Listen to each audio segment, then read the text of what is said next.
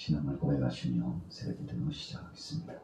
전능하사 천지를 만드신 하나님 아버지를 내가 믿사오며 그 외아들 우리 주 예수 그리스도를 믿사오니 이는 성령으로 잉태하사 동정녀 마리아에게 나으시고 본디오 빌라도에게 고난을 받으사 십자가에 못 박혀 죽으시고 장사한 지 사흘 만에 죽은 자 가운데서 다시 살아나시며 하늘에 오르사 전능하신 하나님 우편에 앉아 계시니라. 저리로서 산 자와 죽은 자를 심판하러 오시리라. 성령을 믿사오며 거룩한 공회와 성도가 서로 교통하는 것과 죄를 사하여 주시는 것과 몸이 다시 사는 것과 영원히 사는 것을 믿사옵나이다. 아멘. 321장입니다. 321장.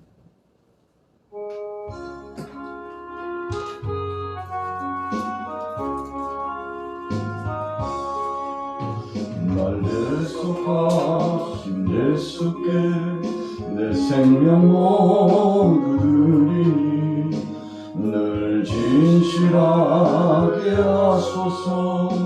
내 구주 예수여 나 구주 위에 살리라.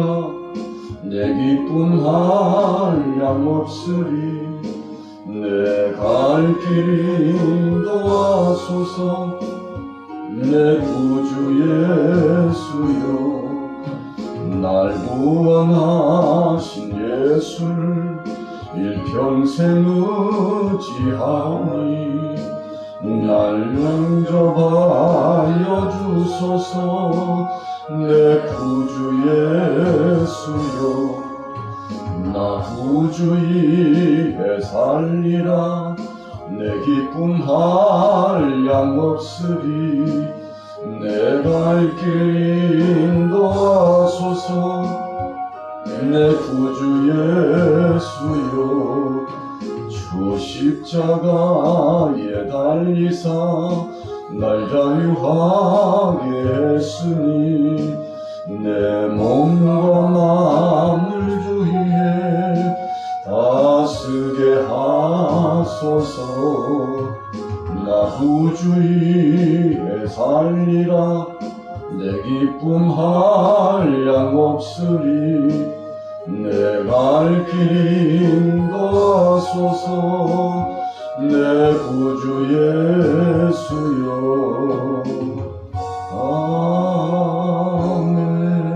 아멘. 창세기 26장 12절입니다. 오늘 아침 주제별 성경 창세기 26장 12절부터 25절까지 말씀입니다. 이삭이 그 땅에서 농사하여 그 해에 100배나 얻었고 여호와께서 복을 주심으로 그 사람이 창대하고 왕성하여 마침내 거부가 되어 양과 소가 떼를 이루고 종이 심이 많으므로 블레셋 사람이 그를 시기하여 그 아버지 아브라함 때 그 아버지의 종들이 모든 낙망하고 흙으로 메웠더라. 아비멜렉이 이삭에게 이르되 내가 우리보다 크게 강성한즉 우리를 떠나라. 이삭이 그것을 떠나 그날 골짜기에 항마하시고 근국으로 그 아버지 아브라함 때 팠던 우물들을 다시 팠으니 이는 아브라함이 죽은 후에 블레셋 사람이 그 우물들을 메웠습니다. 이삭이 그 우물들의 이름을 그의 아버지가 부르던 이름으로 불렀더라. 이삭의 종들이 골짜기를 타서 쇠물을 얻었더니 그날 목자들이 이삭의 목자와 다투어 이르되 이 물은 우리의 것이라 하매 이삭이 그 다툼으로 말미암아 그 우물 이름을 에색이라 하였으며 또 다른 물을 팠더니 그들이 또 다툼으로 그 이름을 신하라. 이삭이 거기서 옮겨 다른 우물을 팠더니 그들이 다투지 아니하였으므로 그 이름을 르호봇이라 하여 이르되 이제는 여호와께서 우리를 위하여 넓게 하셨으니 이 땅에서 우리가 번성하리로다 하였더라. 그 밤에 여호와께서 그에게 나타나 이르시되 나는 내 아버지 아브라함의 하나님이니 두려워하지 말라. 내 종 아브라함을 위하여 내가 너와 함께 있어 내게 복을 주어 내 자손이 번성하게 하리라 하신지라. 이스라엘이 모세의 재단을 쌓고 여호와의 이름을 부르며 거기 장막을 쳤더니 이스라엘의 종들이 거기서도 우물을 팠더라. 아멘. 오늘 아침에는 본문 창세기 26장 12절부터 25절까지의 말씀을 가지고 주제별 상고하는 말씀은 하나님 앞에 100배의 복을 받은 사람, 100배의 복을 받는 비결은 무엇이었을까? 라고 한 제목을 가지고 함께 은혜를 나누고자 합니다. 우리 교회 어떤 분이 집을 건축한다고 해서 그래서 집 건축 이후에 이제 집 이름이 지어져야 되겠다고 해서 제가 말씀을 상고하는 중에 가달이라고 하면 어떻습니까? 그래서 가달 하우스라고 이름을 지어서 정하였습니다. 이제 항상 그 주택은 등록이 되어 있기 때문에 가달 하우스로 그렇게 이름명이 확정된 거 아니겠습니까? 이 가달이라고 하는 것은 100배 창대하게 되어 한마디로 말하면 거부가 되는 집이다라는 뜻입니다. 13절 후미의 말씀에 거부가 되어 했을 때 거부라고 하는 것은 원문에 보니까 가달 이렇게 표현되어 있죠. 오늘 이삭이 거부가 되었다는 것입니다. 얼마나 복을 받았길래 거부가 되었습니까? 그 땅에서 농사하여 그 해에 100배나 얻었고 여호와께서 복을 주심으로. 자, 농사를 지었는데 우리가 성경에 보면 최소 30배죠. 예수님께서도 씨를 뿌릴 때 뿌리러 나가서 30배, 60배, 100배가 맺혀지는데 그런데 조건이 있습니다. 아주 중요한 조건이 있는데 좋은 땅에 씨가 떨어졌을 때라고 말씀합니다. 좋은 땅에 씨를 뿌렸는데 거기서 잎이 무성하고 가지 줄기가 나가고 꽃이 피고 열매가 맺혔는데 30배, 60배, 100배 열매를 맺혔느니라. 좋은 땅이면 그렇게 됐다고 했습니다. 우리가 신앙생활 하면서 구원 믿음으로 받는다. 그렇게 정의하죠. 그러면 축복은 행함과 삶으로 받는다. 자, 성경 속에 총체적으로 그렇게 정의가 되어 있습니다. 구원은 의인은 하나도 없으니 믿음으로 말미암아 하나님이 우리를 긍휼히 여겨 주심으로 구원함을 받고, 그러나 이 땅에서 살아가면서 하나님 앞에 복을 누리며 살기를 다 소원하지 않습니까? 그런데 하나님께서 조건부적인 복으로 나타내 주셨습니다. 무슨 조건부적인 것입니까?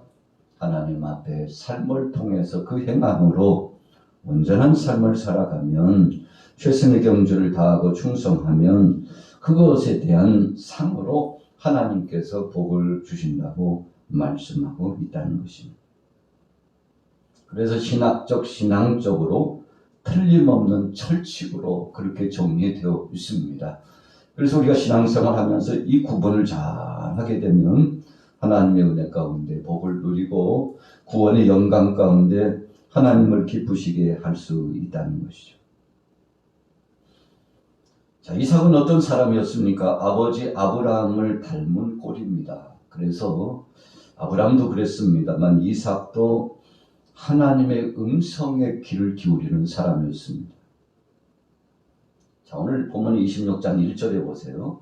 아브라함 때에 첫 흉년이 들었더니 그 땅에 또 흉년이 들매 이삭이 그랄로 가서 블레셋 왕 아비멜렉에게 이르렀더니 여호와께서 이삭에게 나타나 이르시되 애굽으로 내려가지 말고 내가 네게 지시하는 땅에 거주하라.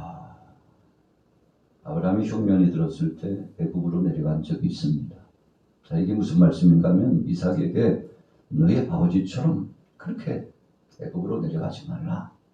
내가 너에게 보여준 이 땅에서 꾸준히 믿음을 가지고서 내 말을 순종하고 살아가면 너의 아버지 아브라함이 복을 받은 것처럼 너도 복을 누리게 되리라. 하나님이 약속을 해주셨습니다. 명령을 내려주셨죠. 그래서 3절에 보니까 이 땅에 거류하면 내가 너와 함께 있어 네게 복을 주고 내가 이 모든 땅을 너와 네 자손에게 주리라. 내가 내 아버지 아브라함에게 맹세한 것을 이루어 네 자손을 하늘의 별과 같이 번성하게 하며 이 모든 땅을 내 자손에게 주리니 내 자손으로 말미암아 천하 만민이 복을 받으리라. 이런 성경 속에 복이라고 하는 개념이 많이 나타나 있습니다만 이 진정한 복은 하늘로부터 내려진 것이 복입니다. 우리가 수평적으로 이 땅에 살아가면서 취해서 사는 것도 있습니다만 그러나 세상적으로 얻는 것은 참 진정한 복이라고 할 수가 없습니다. 하늘로부터 위로부터 내려주시는 것이 복인데 이것은 하나님께서 우리에게 허락하시며 약속하신 바로 내려진 겁니다.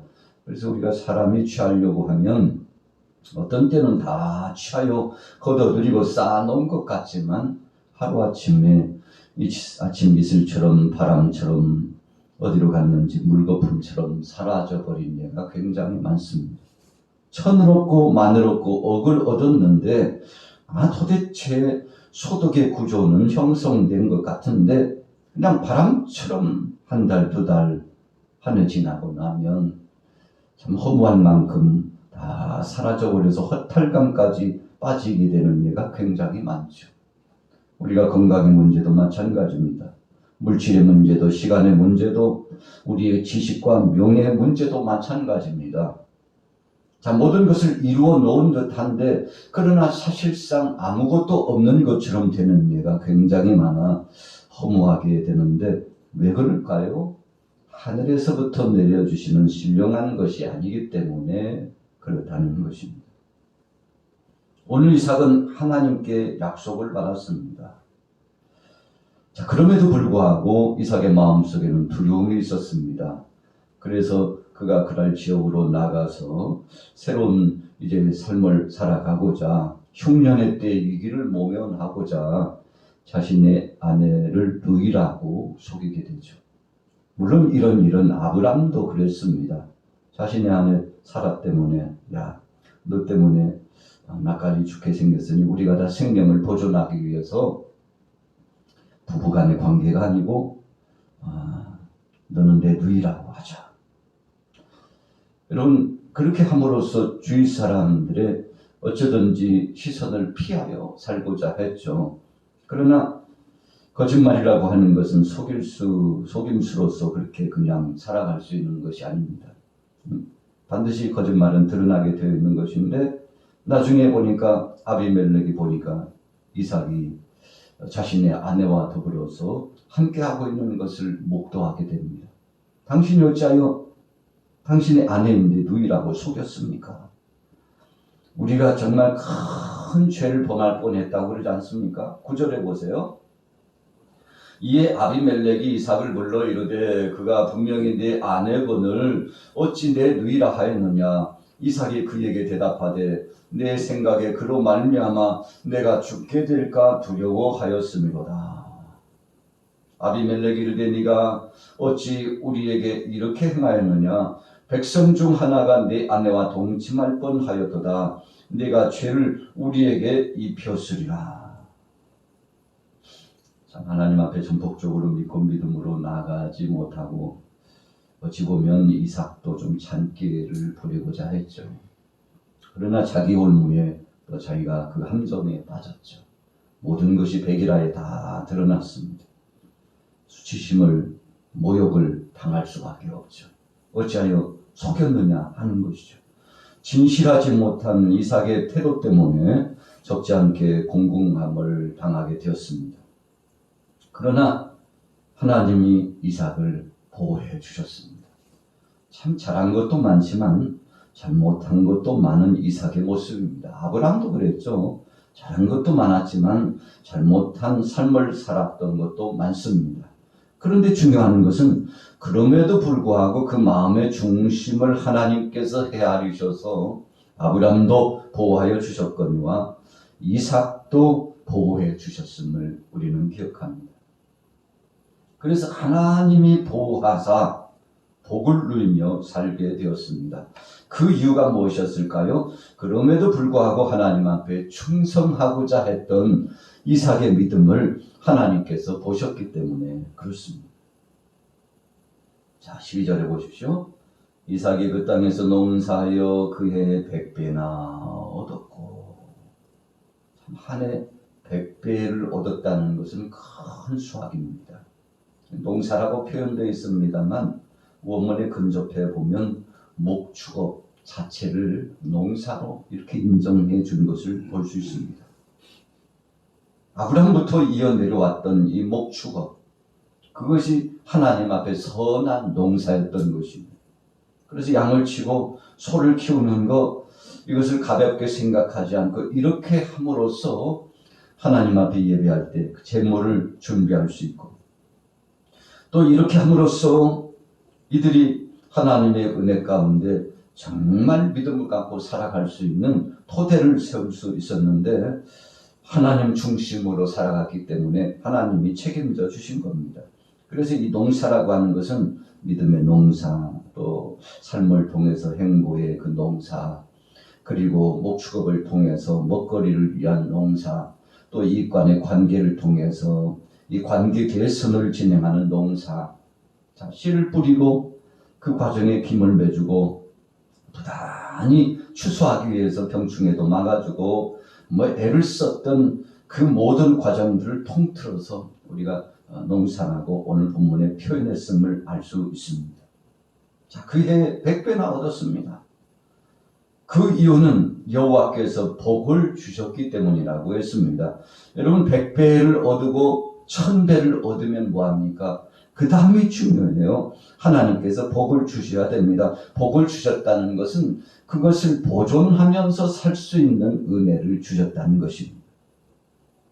그래서 우리 교회에서 종종 저도 기도하고 성도들도 사모합니다만, 하나님이 허락하여 주시는 것을 잘 관리할 수 있는 것이 복입니다. 우리가 보양식을 먹고 운동을 많이 해도 이 몸이 제대로 보존되지 않고 컨디션이 떨어지고 알 수 없는 질병이 찾아오면 참 괴롭죠. 괴로워요. 음식 가지고도 안 되고 운동으로도 안 되고 결국은 하나님이 보호해 주셔야 되는데, 주님 육체와 영혼이 이 정신이 강건해지기를 원합니다. 여러분, 그래서 복은 위로부터 내려오는 것이다, 그렇게 정의했지 않습니까? 하나님이 지켜주셔야 된다. 그런데 오늘 12절 후미에 100배나 얻었는데 여호와께서 복을 주심으로 그 사람이 참되었다 그랬어요. 거부가 되는 원리를 말씀하시는 것입니다. 천을 얻고 만을 얻었어도 하나님이 보호해 주시고 지켜주시지 않으면 어디서 왔는지 조미 동록이 와가지고 다 갉아먹어버리고 도적질 해가버리고 이런 일들이 비일비재했는데, 예수님께서도 좀과 동록이 와서 가져가지 못할 것이니 하나님 앞에 영광 돌리며 신실하게 살라고 말씀하시지 않았습니까? 그 신실한 삶이 무엇이었습니까? 하늘에 쌓아두는 것이죠. 하늘에 쌓아둔다는 뜻이 무엇입니까?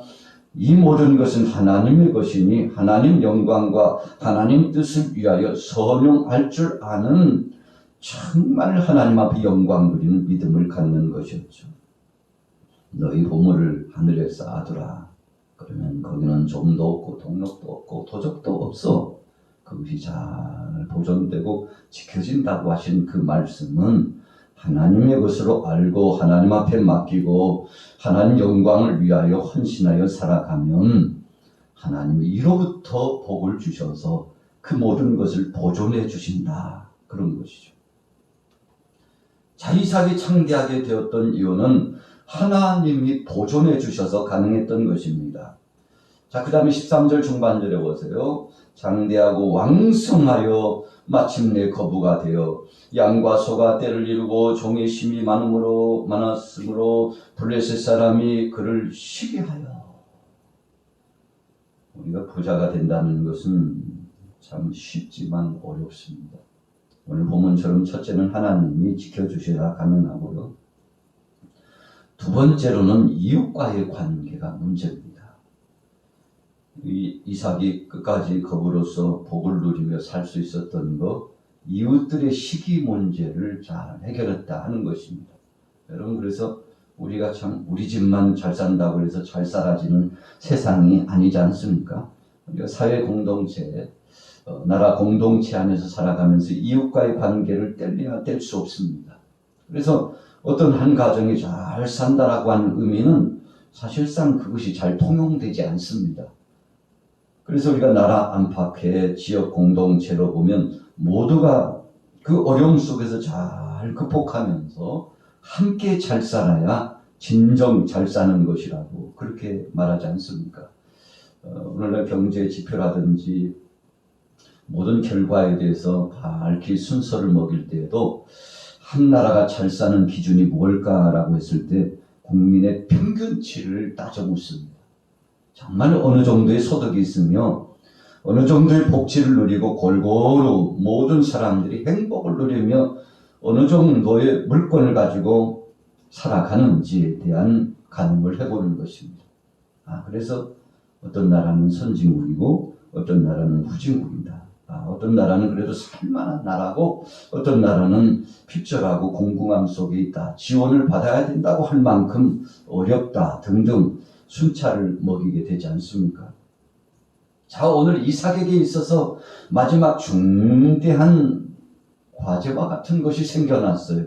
그것은 바로 함께 주위에 있었던 블레셋 사람들이 시기심이 발동해가지고 아니 저 양반은 어떻게 온 지 얼마 되지도 않았는데 저렇게 창대하고 거부가 되는지 참 이해할 수 없고 이 땅에 와가지고 그렇게 누리고 살면 살 만큼 살면 좀 있지 이래저래 해야지.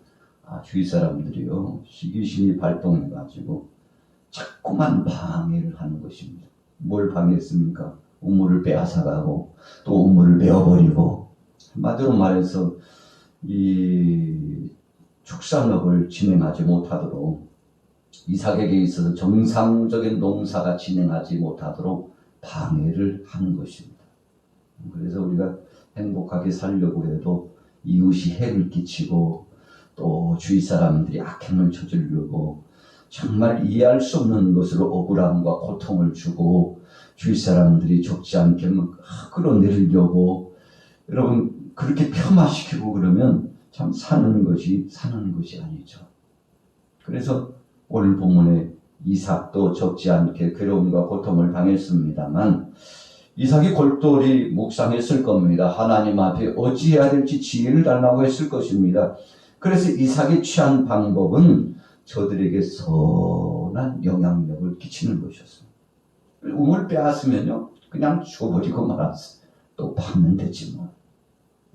자신의 것을 탐내고 이 당시에 우물이라고 하는 것은 생명과 같은 것입니다만 그러나 이삭은 두려워하지 않았습니다. 왜 두려워하지 않았을까요? 내 힘대로 내 마음대로 내 뜻대로 내가 힘쓴다고 살아가는 것이 아니고 또 그렇게 살아온 것도 아니고 하나님께서 보호해 주셔서 하나님이 지켜주셔서 살았으니 이 우물을 양보한다 할지라도 저들이 중요하다고 생각하고 생명같이 생각해서 그것을 취하여 가려고 해도 저들에게 양보하고 나서도 하나님은 우리의 사랑하는 이 동역자들과 가산을 분명히 지켜주실 것이라고 이삭은 믿고 있었던 것입니다. 여러분 그래서 그가 3번씩이나 양보하고 선대했습니다. 그랬더니 하나님께서 어떻게 하셨나요? 자, 22절 중반절에 보니까 그렇게 답이 나와 있습니다. 이제는 여호와께서 우리를 위하여 넓게 하셨으니 이 땅에서 우리가 번성하리로다. 자, 이게 무슨 말씀입니까? 양보하고 내어주고 참 참담할 만큼 고통을 주고 핍박을 하지 않았습니까? 그럼에도 불구하고 다 맡기고 양보하고 선한 성품을 가지고 나갔죠. 그랬더니요 하나님께서 오히려 더 괴로움을 당하고 고통을 당하고 자신의 살림살이를 다 빼앗기고 양떼 소떼들이 물이 없어서 목말라 죽어버리고 이럴 줄 알았는데 오히려 선대하고 나갔더니 하나님께서 또 다른 우물을 파면 또 물이 나오고 우물을 파면 물이 나오고 참 신비감에 젖어서 이삭이 살아갔죠. 하나님이 해주셔야 되는 것이지. 여러분 직전에도 알았지만 그 핍박자들 앞에서 하나님은 살아계시다. 하나님은 우리와 함께 하신다. 여호와 하나님은 이삭과 함께 하시고 그 동료들과 함께 하시고 그의 가산과 함께 하신다라는 것을 오늘 아비멜렉을 비롯하여 블레셋 사람들에게 선한 영향력을 끼쳤습니다. 그래서 사실 이삭은요 삶을 통해서 복음을 전한 겁니다. 당신들이 그래도 우리가 믿고 내가 믿고 있는 전능하신 하나님은 살아계신 하나님이고 우리가 애를 쓴다고 해서 잘 산 거 아니고 하나님이 복을 주셔서 그런 것인데 당신들이 탐난다면 당신들이 가지시오. 당신들도 함께 어우러져 우리와 더불어서 잘 산다는 것은 우리도 바라는 것이니 여러분 등등등등 이삭의 태도가요 얼마나 주위 사람들에게 감동을 줬는지 모릅니다. 그래서 우리는 창세기 26장을 통해서 거부가 되는 비결, 잘 살게 되는 비결은 함께 나누고 배려하고 사랑하는 데 비결이 있구나. 오늘 이삭이 그런 삶의 행보를 통해서 오늘 창세기 26장의 말씀을 통해서 아주 유명한 선언의 역사를 주셨지 않습니까? 자, 이제 결론입니다. 24절 중반절에 나는 내 아버지 아브라함의 하나님이니 두려워하지 말라. 내 종 아브라함을 위하여 내가 너와 함께 있어 내게 복을 주어 내 자손이 번성하게 하리라 하신지라. 이삭이 그곳에 제단을 쌓고 여호와의 이름을 부르며 거기 장막을 쳤더니 이삭의 종들이 거기서도 우물을 받더라. 오늘 본문 말씀의 결론은 믿음은 구원으로 축복은 행함으로 우리의 삶을 통해서 받는다는 것이 확연히 드러났습니다. 하나님도 이삭의 태도를 보시고 감동하셨죠. 네가 나를 믿고 인정했으니 주위 사람들에게 선대하고 양보하고 나왔으니 내가 너와 함께하리라. 너를 떠나지 않으리라. 삶을 통하여 모범적으로 내 영광을 드러낸 너에게 복을 주리라. 하나님께서 오늘 결론의 말씀을 주셨는데 우리가 이 시대를 살아가기가 참 어렵습니다. 그러나 어려울 때일수록 우리는 복음의 진수를 지켜나가고 말씀 안에서 승리하고 너희는 먼저 그의 나라와 그의 의를 구하라. 그러면 이 모든 것을 너에게 더하시리라. 예수님이 주셨던 말씀이 빈 말씀이 아니고 철칙의 말씀이요 진리의 말씀임을 알아. 오늘도 이삭처럼 믿음으로 삶을 통하여 하나님 영광 드러내며 승리하게 되시기를 예수님의 이름으로 축원합니다. 살아계신 하나님 아버지 은혜를 더하심을 감사합니다. 능력 주신 것을 감사합니다. 복을 누리면서 축복의 장에서 살아간다는 것은 삶을 통하여 행보가 중요함을 다시 한번 알았사오니 첫째도 하나님 영광, 둘째도 하나님의 영광, 주의 명성을 떨쳐나가고 내 영광과 나의 자아는 내려놓고 하나님을 기쁘시게 함으로 신령한 권세가 하나님 편에 있고 물질과 건강과 우리의 모든 삶의 주인이 여호와 하나님께 있음을 알아 찬양하고 경배하며 오늘도 승리하게 하여 주옵소서. 주 앞에 부르짖어 기도하는 모든 소원들을 성취하여 주시고 무엇보다도 환난 날의 때에 믿음으로 승리하고 하나님의 은혜를 경험할 수 있도록 역사하여 주옵소서. 예수님의 이름으로 축복하고 기도 올렸사옵나이다. 아멘.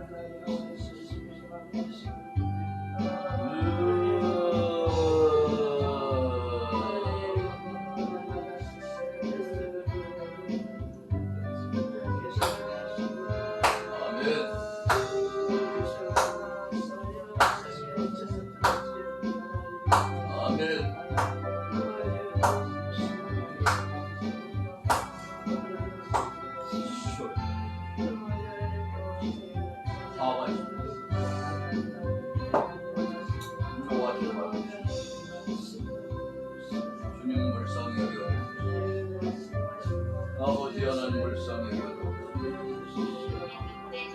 아버지 하나님 불쌍히 여겨